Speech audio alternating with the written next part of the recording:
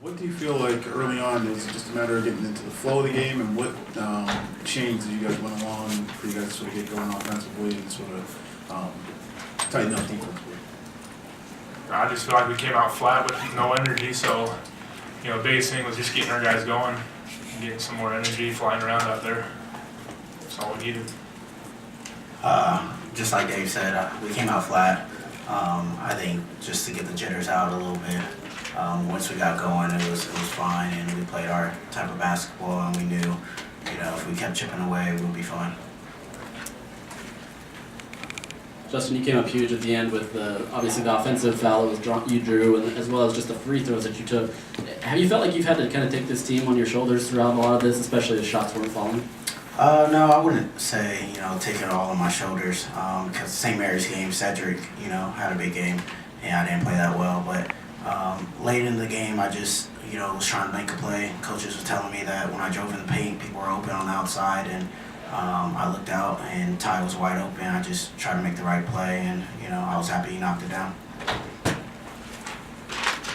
Anything else for players? Right here and then right here, please. Dave, did you guys do anything different on the Johnson kid there, or was it just a matter of maybe executing a little bit better? It seemed like after that first quarter you had like 10, and then you guys were able to tighten up a little bit, maybe make it a little bit tougher for him? Our game plan was kind of the same on him, but we just had to be a little more aggressive with him and work on not letting him get in the ball more. We're letting him get too many touches down there, so we tried to be a little more aggressive and keep him from getting touches. Justin, you're 12 for 12 from the line. Can you just talk about hitting some key free throws down the stretch too? They were fouling the new rule, you get 2 shots, so I was happy to go to the line and get those 2 and just take my time. And once I got into a flow and, made 4 in a row, I tried to get there more because my shot wasn't falling on the outside. But, just went to the basics and knocked them down. We're just going to enjoy this win, get some good food in us. But just like any other game, we're just going to prepare the same way, and take it one game at a time and watch film on them, whoever wins, and just, focus on what we can do to win the game. Dave, before you left Salt Lake, you said you're going to bring a trophy back home. Can you just talk about being one step closer? And then, this lead had changed hands 13 times tonight. This was a battle, wasn't it? Yeah, absolutely, it's a battle. Obviously that's the goal that we've had the whole time is coming to New York and enjoying ourselves, and we've thought the whole time that we could win this thing and bring back the trophy, and we're there. We stick by our word this time. Last question for the players. Go ahead. As you kind of got the win a little differently than normal this year, you out-rebounded your opponent and you didn't really hit a lot of threes. Do you feel like you're diverse enough that you can just do whatever you need to just get that W? That felt good to hear that we out-rebounded a team and found a way to win. We're trying to find different ways to win games, and that was huge for us to out-rebound them. They're a great rebounding team, and our threes aren't falling, and that just shows the maturity of this team that we can find a different way to win the game and go inside and hit free throws. So we're piecing it together now and for the final game, and it feels really good. The first thing I was going to ask was, considering, as I think Josh mentioned, out-rebounding them and then the key charges at the end, I wonder, is it to win in that sort of fashion, does it mean anything different? Does it have anything more on it, just the way you guys won that? Well, it's interesting because there were some key components, I thought, and to answer your first question about the slow start, we gave Johnson 2 threes, which we knew we couldn't do. That's 6 points, and then I think they missed 5 shots, and they got all offensive rebounds. And then we're sitting there at halftime, we turned the ball over 8 times, and they scored 15 points off of our turnovers. So they basically got 2 points for every turnover. We really felt like if we would quit turning the ball over, those pick sixes are impossible to defend as the half ended.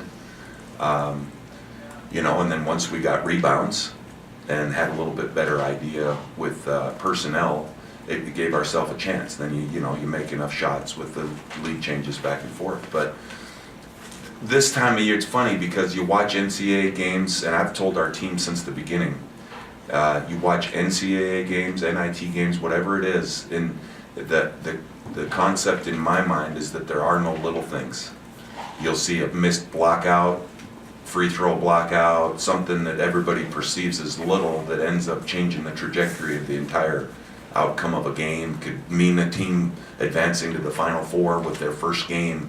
And so the thing that was cool is we take a lot of pride in taking charges. And this was a team that got a little thirsty to get their feet in the paint at the end, you know, not necessarily a big three-point shooting team, but to have two guys. We had two charges in the last 3 minutes. It wasn't just Justin's at the end. So that's one of those things that, you know, on the outside, everybody thinks, well, that's just a little thing, but that was a key point in the game. And then Justin's ability to make 12 free throws. I don't think there's a college team, I may be wrong, that shoots more free throws in practice. We have fun little competitive games with our teams, and we talk about how we wanted to lead the Pac-12 in free throw shooting, and that, you know, that's a little thing, right?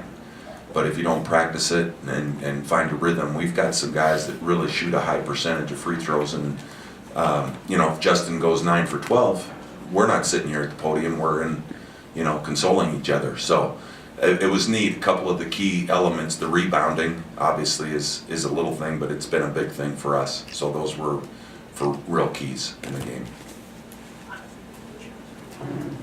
Seems like Justin Bibbins is just a really tough player. How much does that rub off on the team, not just tonight, but you know, throughout your all's entire season? Yeah, it's pretty neat. You know, there's a lot of different ways to lead. You know, and Justin has led. You know, the best leaders are the guys that do it through actions. He's a very vocal leader as well, and an upbeat kid, mature, understands it. So I don't know how it can help but rub off. I always think point guard position is such a key offensively and defensively. When you see somebody out front that's really the head of your unit, you know, and how it couldn't be contagious. You know, he's a kid that's undersized, but has really, you know, in the old saying, his heart is as big as anybody's, and you know, he's a point guard that I think our players, I know, and most people would want to play with. You know, he's stands for a lot of what's really positive about college basketball, and it's been a thrill for us to have him for the period of time that we have. And, you know, obviously a sense of urgency with the game Thursday to try to finish this up on a high note. There's only, in my mind, there's really two teams, and I've said it for many years before we were involved with the NIT. In my mind, there's two teams that end their season on a note that they're really happy about. There's a lot of disappointment along the way, and I consider this tournament one of extreme value, and you know, to be able to go on a little streak at the end of the season would be special for us, you know, so that's what we're shooting for. Larry, it's Utah's first NIT final since '74, and I'm sure in the Huntsman Center you've seen that banner of 1947 when they won the NIT. Can you just expound on being there and having this opportunity? Well, it's pretty neat. I got an email last night from Arnie Farron, who my office is named after, 1947 champs, and there's 3 guys that are still alive from 70 years ago that have that banner, and that was back when the NIT was the banner. That was the one you wanted to have. You know, not that it's diminished in any way, but things have changed. But you know, I had mentioned to our guys at breakfast this morning that, and I wore a shirt that said "Play for More," and that's one of those things. I quizzed everybody in the room. I had about 8 things that, who could we play for? You know, who could we play for? And they don't need any external motivation at this point because they're pretty self-driven. And I went around and guys threw out past players. I said, well, here's the text, here's the email from Arnie. You know, we could play for Jace, who sprained his ankle in practice yesterday. He couldn't play today, but if we win, there's a chance he could play on Thursday. You know, Dr. Hill, our athletic director, the longest tenured athletic director in college sports of 32 years, has been a basketball guy through and through, and he just coincidentally comes back home for the NIT. And as you know, we've had a big emphasis and really committing and dedicating our season to John Huntsman, who's one of the best individuals I've ever met in the planet for many reasons. And we've talked about go big, you know, let's go big like John did. We heard that message at his funeral. And so that's been a bunch of things that we're trying to gear up for and trying to make it a special ending.